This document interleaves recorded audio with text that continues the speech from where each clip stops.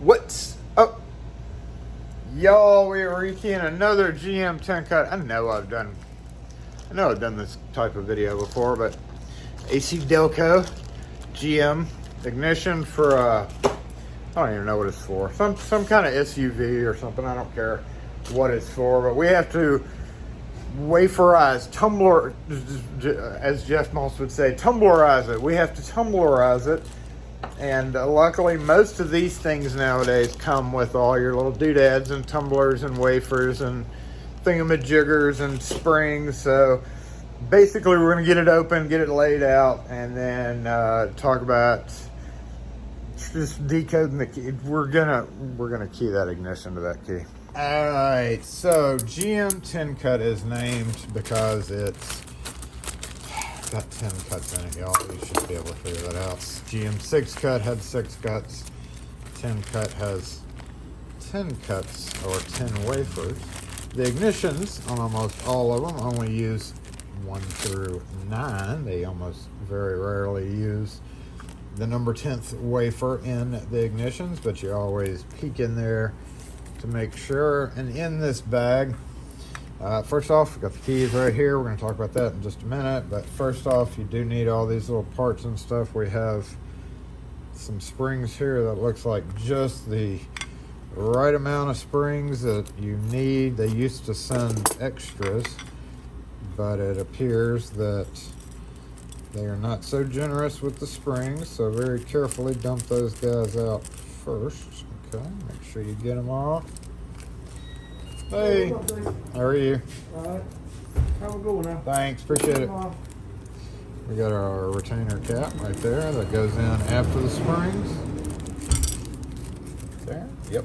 And then we have 1 through 4. 1 through 4. We're going to talk about depths and stuff like that as we dump these out. So, number 1 depth in a GM 10 cut key is going to be no cut.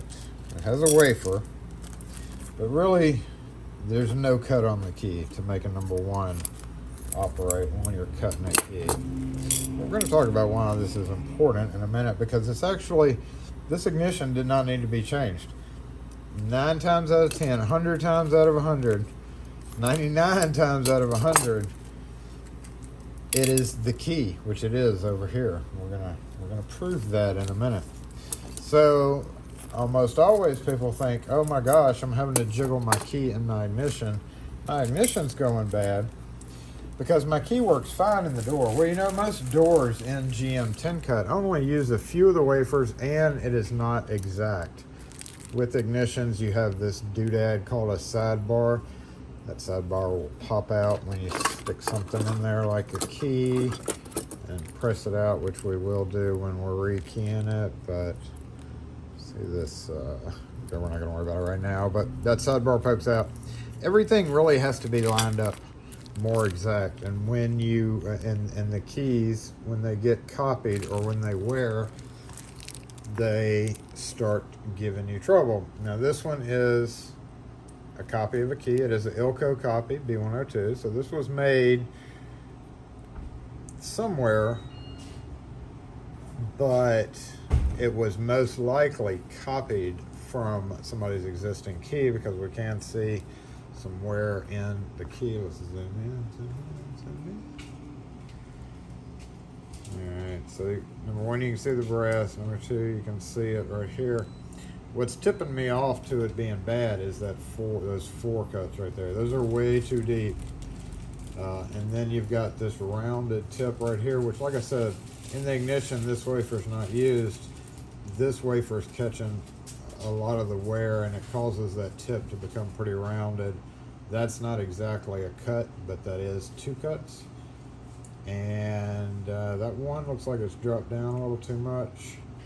Just, it's off, period. So basically what we're doing is we're going to cut a code key. We'll go ahead and key up the ignition, and I'll show you what I'm talking about and show you with that key. But long story short is we didn't have to replace the ignition, but it's where it is now. So to verify that 1 through 9 as you're inserting the key, into the ignition, you watch the tip of it right there. So the tip, right there. We're on number, so 1, 2, 3, 4, 5, 6, 7, 8, 9. 10. Watch the tip, and boom. So if you weren't able to see that, let's zoom in and do it one more time so you know it's not a fluke. See the tip right there, That tip cut is a number 2, and it's really worn out, and then the one beside it is a number 1. So as you're putting the tip of the key in there, basically we're going to follow the highest cut, and we can actually take a Sharpie if you can't see it very well and just Sharpie that area. Insert it again, following the Sharpie mark.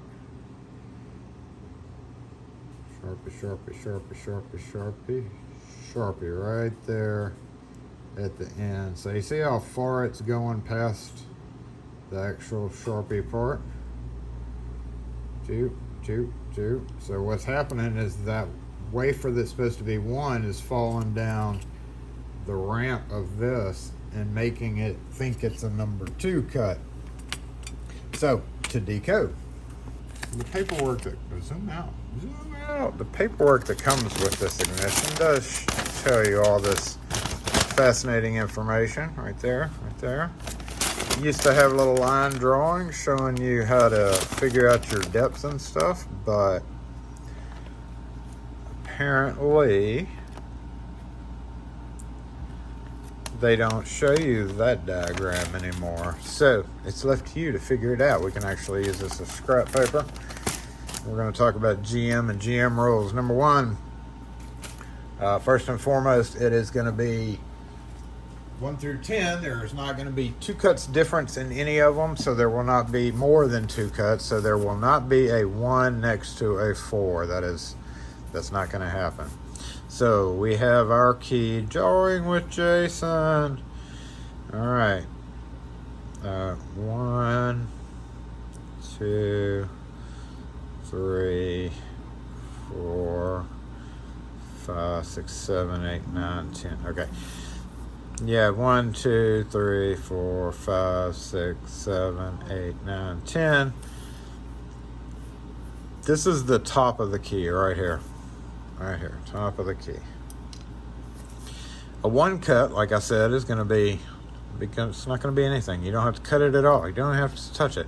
You can look at it funny, but you don't even have to touch it. A 2 cut's going to be right below that. 3 cut's going to be right below that, and a 4 cut is going to be right below that. So along the key in this not to scale picture there, no cut is a 1, 2, 3, 4. And the spacing, when keys get worn out, that is sometimes the problem, is figuring out what cut it is. So I always take a blank key, stop it right there, and you can see pretty much where it starts right there. So that very tip again is a 2. Because if we go over here, we see how deep that is, and then we see this one. If we compare this to this to this to this, you can kind of get an idea of what's going on here. 2, 1. I want to say 2, 4, 4, 2, 3. This one is lower than that one, which we know that's a 1 because that's right there at the height. That's lower than that, so we know that's 2. That's lower than that, that's 3, so that has to be a 4. These 4s are super deep. So counting backwards, or from the tip to the bow, we have 2, 1, 2, 4, 4. And I know it's 4, 4 because it's super wide. See how wide that is compared to that? If we take this and put this here and then here, that makes 2. All right, so then 2 right there, and then 3, and then 1, and then 3. Now, as long as you count it right from the tip, if you end up with 9 instead of 10, that means this is a number 1. It kind of trick you up sometimes. That's why you always count from the tip and try to start figuring out the cuts from there. So 1, 2, 3, 4, 5, 6, 7, 8, 9, 10. 1, 2, 3, 4, 5, 6, 7, 8, 9, 10. 1. Did I not count that right? 1, 2, 3, 4, 5, 6, 7, 8, 9, 10. Okay, well, I just said what happens here. Okay, so anyway, let's go ahead and key up the lock. Don't be forgetting that we're taking that one off. All right, so it starts at 1, 1, 3, 1, 3, 2, 4, 2, 2, 1. So now we're going to start with our number 1 wafer, and we're going to drop it in there. This is the sidebar. We want the angle.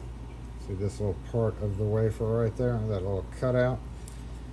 On the inside of this square bar, there is a V shape. And that V shape drops down into that notch. So obviously the notch has to go in this way, facing that side. And really, that's the only way it kind of can go in there. All right, so that first one, what we're going to do is we're going to go ahead and load 2 or 3 of them. We know that was 1. We got 3 right there. So let's go ahead, drop our 3 in. 2, and then that 1 comes next. And they typically give you, oh, and by the way, there may be a rule in this world too about whatever adding up to whatever. 1, 3, 1, 3. I ignore those rules. I usually don't worry about those rules because I've run across too many instances where they're not true. So 1, 3, 1, 3. And then we have a nice little 2 right there. The number is stamped on the wafer. See tiny little number right there. So always look at it before you drop it in the chamber. 2, 4, 4 over here.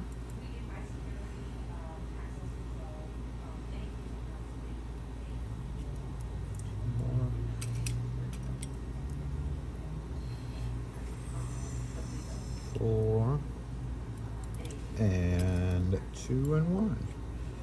So now at this point we got to drop our springs down on top after we drop this sidebar.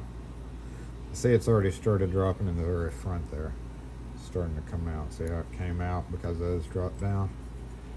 So if we push the rest of them down, we should see the sidebar come out little by little all the way across. Right there, just like that. So sidebar is out now because all the wafers are dropped down.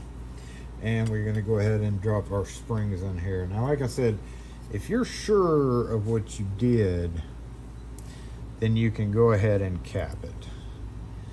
It's best to not cap it, at least permanently, until you know the key works. And we know our key is not going to work because the key is the problem. Also, if you're going to be doing this quite a bit, it is a very good idea to at least order extra springs.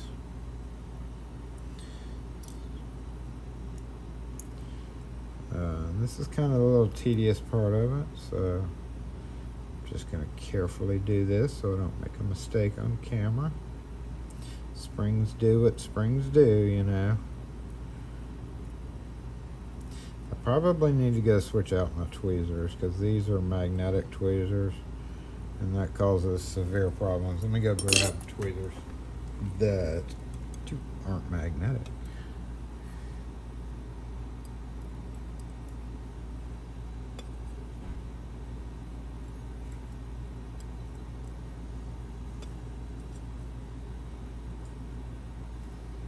Nope, skipped a hole.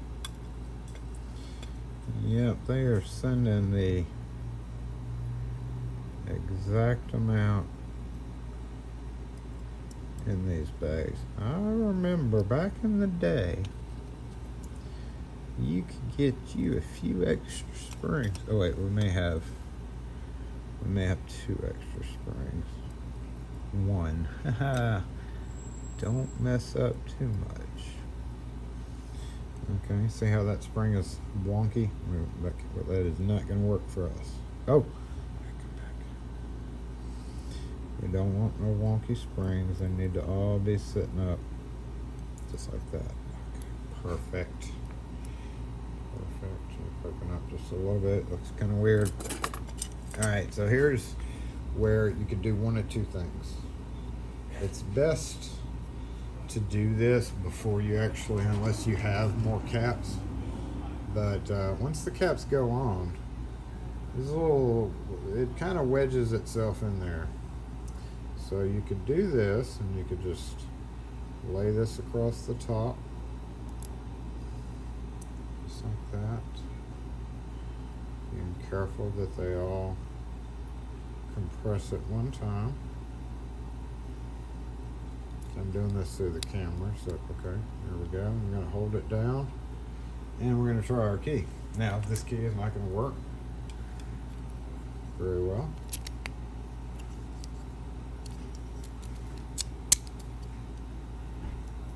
But you see it sort of drops down. Yeah, that's because it's a bad key. Bad key, but we know we have our springs or all our wafers in the right spot. So now we're going to go ahead and cap it. Once again, as we're doing that, we want to make sure all the springs are level. They look good. The cap lip goes this way. So we're going to set that down right there and right there. Yep, looking good, looking good. No cross threading, no cross springing. And we're going to squeeze that together. Now, we have face cap pliers that one of its main uses is doing just this.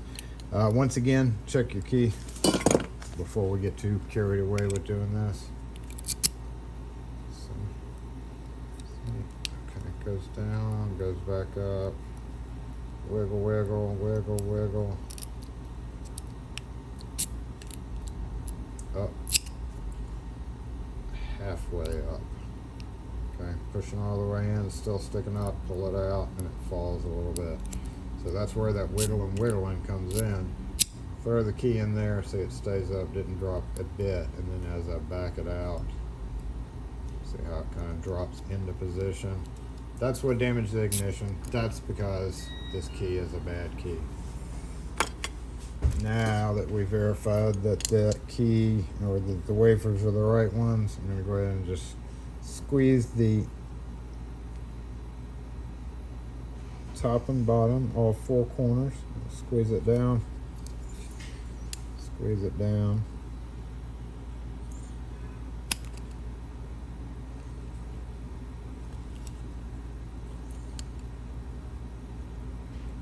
Just like that. Now let's go cut the correct key.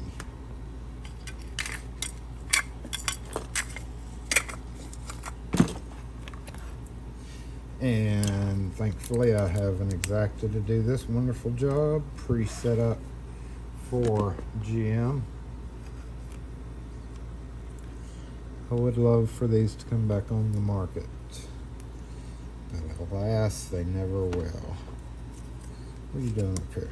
Get in position. Get in position. What was our key? 1. No 1. So we're going to skip 1. We'll go 3. 3. 1. Skip. 2. Nope. 3. Yep. 2. Yep. 4. I just lubricated this guy, so should be doing really well. 2. 1. Skip. 2. Flip it.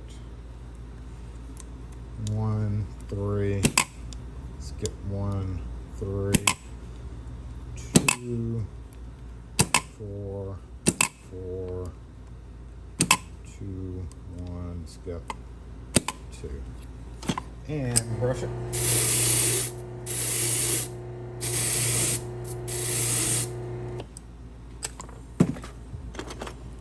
Holding our old key up to the new key, you can see some obvious differences. Look Look how low those 4s are. Look at how the 1 and the 2 is all wonky. Zoom in, zoom in, zoom in. So this ignition absolutely did not have to look at the deep 3 compared to the actual 3 right there. Wait, did I cut 2 or 3? Looks like a 2. Am I holding it? No. I'm just holding it weird. So, ignition. We're not quite done with the ignition, but here we go.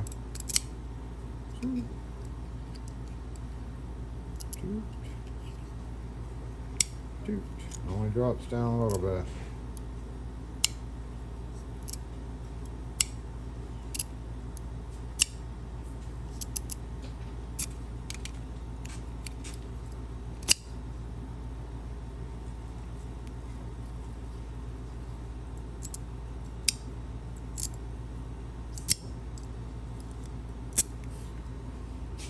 I did correct that 3. I don't know what was going on with that, but it was still working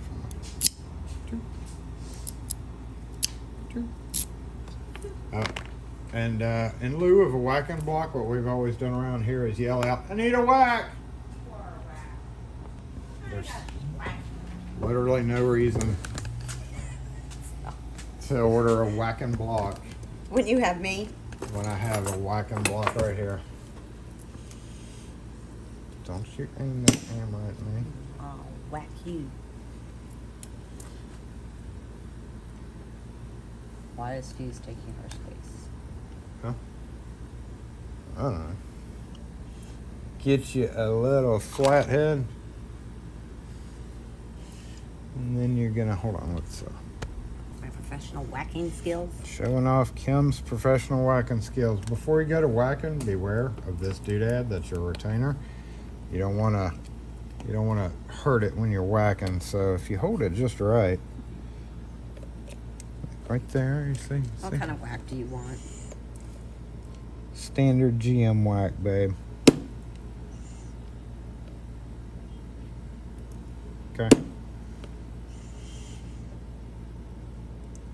Okay. Okay. Okay. Harder than that. Okay. I was showing everybody my different whacking skills. Okay. Okay. Harder than that. Okay. Stop showing off for the camera and hit it right. Okay. Yeah, okay. Yep, that was a good one. Okay. Okay, super light. Super light. And back to medium. Back to medium. A little bit harder. So, once Kim gets done whacking, it should be kind of peened over a little bit. The legs actually hold it in, fairly decently. But by peening that over and kind of tapping it in allows it to just make sure. That's just how we've done it over the years. That's just how we do things around here. So I'm not putting this into the car. Make sure your sidebar falls equally as you put the key in. Falls equally. Just holding it this way, falling equally. Boop, boop, boop. Boop, boop, boop. You done with me whacking you? Yep, and encourage your customer. I was actually taught by Stratec themselves to use this entire container, squirt it all into this, because this key, this cylinder is done now. Now they just have to go put it in the ignition, just look it in the housing. So before you do that, you take this, cut it open, literally force this goop all over it. I know some people are gonna like flame me for saying that, especially the auto guys. Don't use that nonsense, but I was taught by Stratec themselves that you need to use. They formulated this packet not to use half, but literally the whole thing for the application. And that's it. So again, going back to our old key. Old key. Watch what happens.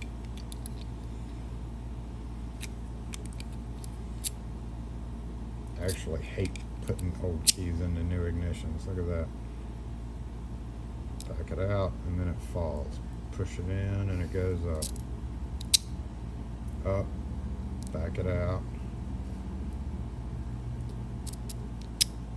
Up. Back it out. So that's definitely not how things are supposed to be. But that is. And at that point we are done. Charge the customer to rekey their ignition that they went and bought at the parts store. And charge the customer for another key made out. So luckily it's pretty easy for me. It takes very little time to snap these out. So almost always when people come in for duplicates of GM 10 cut keys like this, I'll grab that because it's much easier to do that with the cutter thing than it is to actually try to trace a bad key. So anyway, thanks for watching, y'all. If you have any questions or comments on this or any other video, post them in the comments section. Otherwise, we'll catch y'all next video.